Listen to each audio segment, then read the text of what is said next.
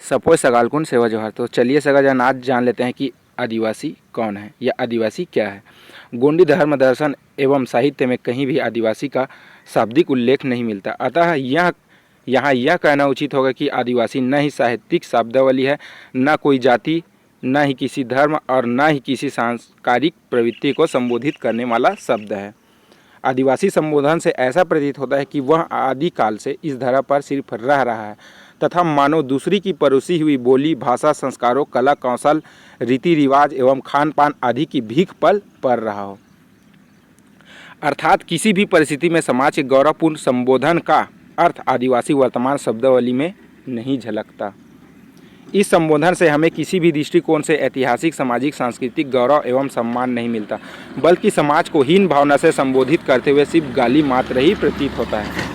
ऐसा लगता है कि आदिवासी संबोधन का मतलब आदिवासी समाज को उनके सामाजिक मूल के स्थापत्य अस्तित्व को काल्पनिक तौर से वैचारांतरित करने का बौद्धिक हथकंडा अपनाया गया है तथा यह जारी है ताकि मूल निवासी समाज गैर मूल निवासियों की आडंबरपूर्ण काल्पनिक आस्था तथा अव्यवस्थित सामाजिक व्यवस्था एवं कुरूपता को सहर्ष स्वीकार कर ले।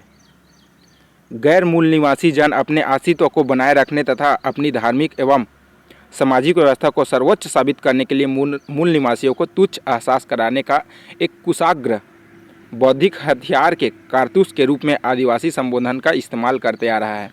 इससे बेहतर तो यही होगा कि हम गोंडियन या मूल निवासी कहलाना पसंद करते।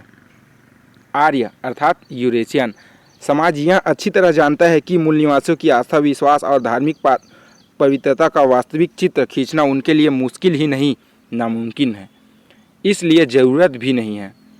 आदिवासी की आस्था अपने आप में प्रकृतिगत, नीतिगत, तर्कसंगत, वैज्ञानिक एवं परिपूर्ण है। संपूर्ण सृष्टि ही मूल निवासी की आस्था का वास्तविक चित्रण है।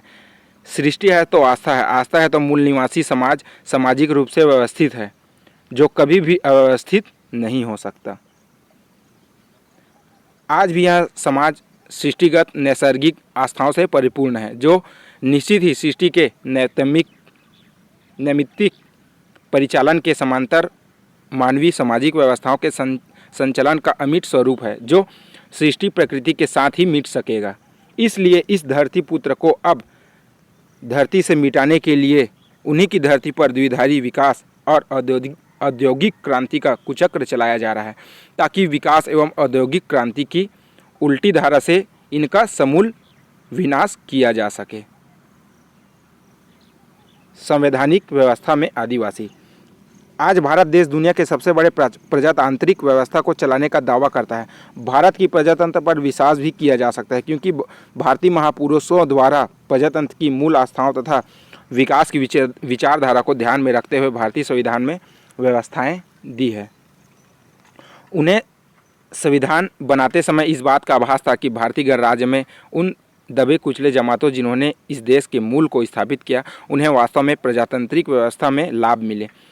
अस्पृश्यता, समानता, असमानता की दूरियां कम हो तथा देश का मानव समाज समान रूप से विकास के रास्ते पर आगे बढ़े। इसके लिए उनकी सामाजिक, शैक्षणिक, आर्थिक, राजनीतिक भागीदारी की आवश्यकता को देखते हुए उन्हें लाभ दिलाए जाने तथा देश की मुख्य धारा से जोड़ने के लिए विभिन्न नियम बनाए।